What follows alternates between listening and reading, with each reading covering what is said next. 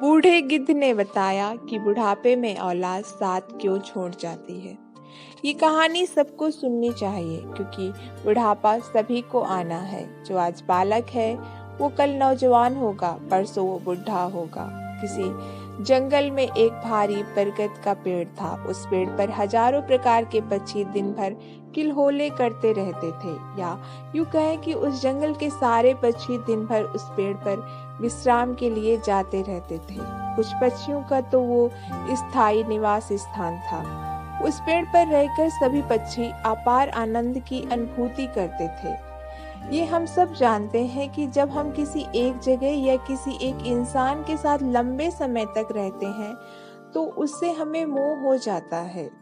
इसी तरह उस पेड़ पर रहने वाले सभी पक्षी को उस पेड़ से मोह हो गया था।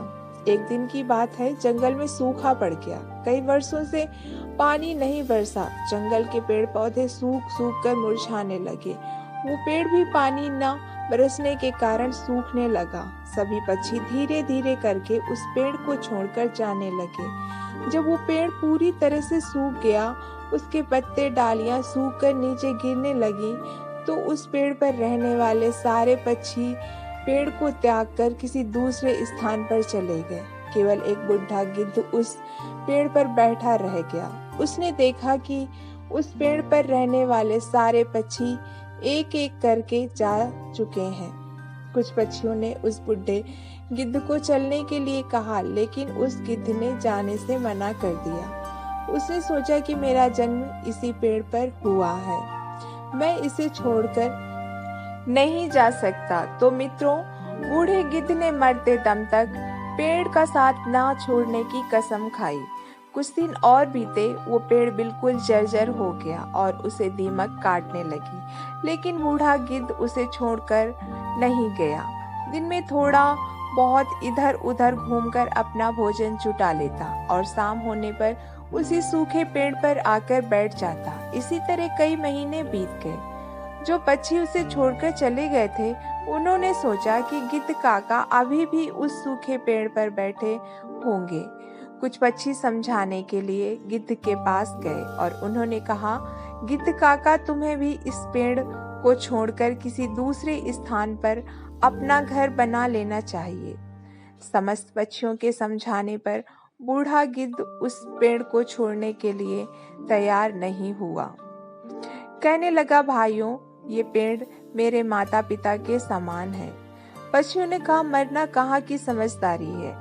कहते हैं वही जीव का श्रेष्ठ है जिसमें धर्म की हानि ना हो। वो देश श्रेष्ठ है जिसमें कुटुंब का पालन हो सके।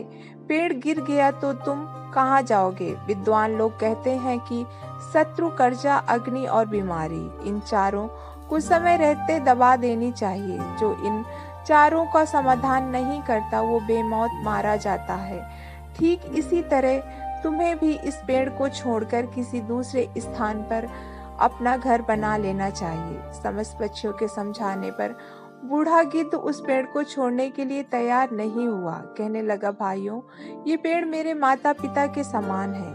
मेरे माता पिता ने जन्म देकर मुझे इसी वृक्ष पर छोड़कर चले गए हैं। उनके जाने के बाद इसी पेड़ पर खेल कूद कर बड़ा हुआ हूँ।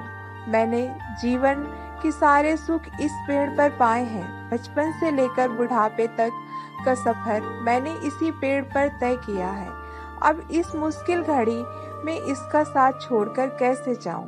ये मेरी खुदगर्जी होगी।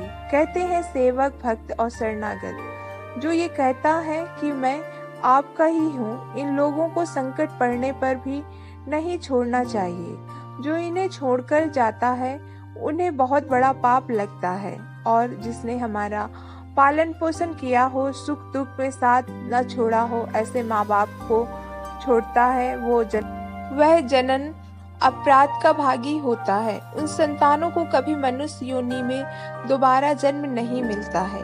बूढ़े गिद्ध ने कहा, मैं अपनी मृत्यु तक यही पेड़ पर रहूंगा। आप लोग जाइए यहाँ से। गिद्ध की बात सुनकर सारे पक्षी निराश हो जाते हैं। वो लौटकर वापस चले जाते हैं। कुछ कुछ तो कहने लगे, भैया, इस बूढ़े गिद्ध के साथ इसकी बुद्धि भी सठिया गई है, इसीलिए इसे हमारा समझाना अच्छा नहीं लगता है। अगले दिन कुछ पक्षी उसे समझाने के लिए आए, पर गिद्ध ने फिर जाने से मना कर दिया। इस बार सारे पक्षी लौटकर अपने घर नहीं गए। वो सीधे इंद्र के पास पहुंचे और उन्हें सारी बात बताई और कहा, हे भगवान, हम जिस वन में रहते हैं वहाँ कई वर्षों से पानी नहीं बरसा। पूरा वन पानी से सुन्न है, पेड़ पौधे सूख चुके हैं। वन के सारे जीव जंतु वन को छोड़कर दूसरे स्थान पर चले गए हैं। पर दुख की बात यह है, जिस पेड़ पर हम रहते थे उस पेड़ पर एक बुढ़ा गिद्ध भी रहता है। हम लोग उस पेड़ को छोड़कर चले आए हैं, लेकिन वो गिद्ध उस पेड़ को छोड़कर कहीं नहीं जाना चाहता। वो पेड़ सूखकर जर्जर हो चुका है, वो कभी भी गिर सकता है। दुख की बात यह है कि वहाँ पर गिद्ध काका, जो वो पेड़ नहीं छोड़ना चाहते हैं, वो कह रहे हैं कि मरते दम तक मैं इस पेड़ का साथ नहीं छोड़ूंगा। इसलिए हे भगवान, आप साथ चलकर उन्हें समझा दीजिए, शायद वो आपका कहना मान लें। तो मित्रों, पक्षियों के निवेदन को इंद्र ने स्वीकार कर लिया और इंद्रदेव उन पक्षियों के साथ उस वन में जाकर उस बूढ़े गिद्ध को समझाने लगते हैं। हे गिद्धराज, मैं देवराज इंद्र तुम्हें समझाने आया हूँ। ये पेड़ बहुत ही जर्जर स्थिति में पहुँच गया है।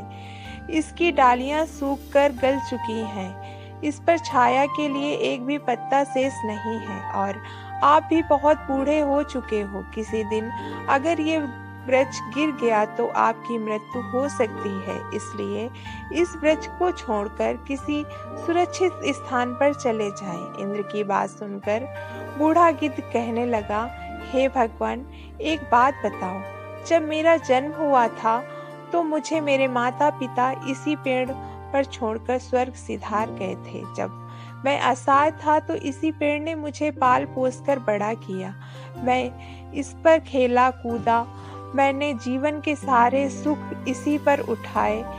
इसी पेड़ पे रहते रहते मैं बूढ़ा हो गया। मैंने अपना सारा जीवन इसी पेड़ पर बिताया। अब इस पेड़ पर विपत्ति आ गई तो मैं इसे छोड़कर कैसे जाऊं? अक्सर लोग यही करते हैं कि विपत्ति आने पर गरीबी में अपने रिश्तेदार बंधुओं का साथ छोड़ देते हैं। मैं उन मतलबी लोगों की तरह नहीं हूँ। मैं मरते दम तक, आखिरी सांस तक अपने माता पिता के तुल्य इस पेड़ का साथ निभाऊंगा। गिद्ध का पेड़ के प्रति ऐसा अद्भुत प्रेम देखकर इंद्र बहुत खुश हो जाते हैं। कहते हैं, हे गिद्ध, मैं तुम्हें वरदान देना चाहता हूँ, बताओ तुम्हें क्या चाहिए?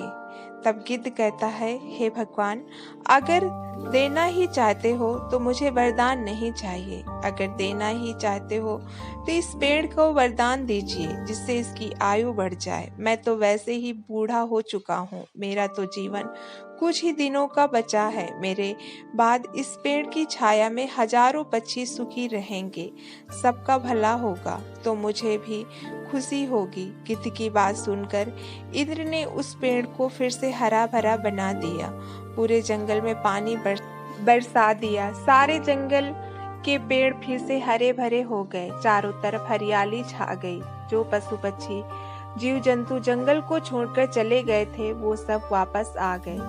सारे पक्षी उसी पेड़ पर आकर कल्प करने लगे। सभी पक्षी उस बूढ़े गिद्ध काका की खूब सेवा करने लगे। उनके लिए दाना पानी वहीं पर लाकर देने लगे। तो मित्रों, इस प्रकार गिद्ध का शेष जीवन सुखपूर्वक बीत गया। हमें भी इस कहानी से शिक्षा लेनी चाहिए कि कोई भी विपत्ति में अपनों का साथ नहीं छोड़ना चाहिए, खासकर जन्म देने वाले माता का और पालन पोषण करने वाले माता पिता का।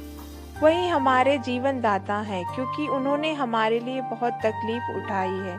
उनके बुढ़ापे में अगर हम उनका सहारा नहीं बन पाए तो जीवन किसी काम का नहीं रहेगा। दोस्तों, कहानी पसंद आई हो तो चैनल को लाइक करना और सब्सक्राइब करना।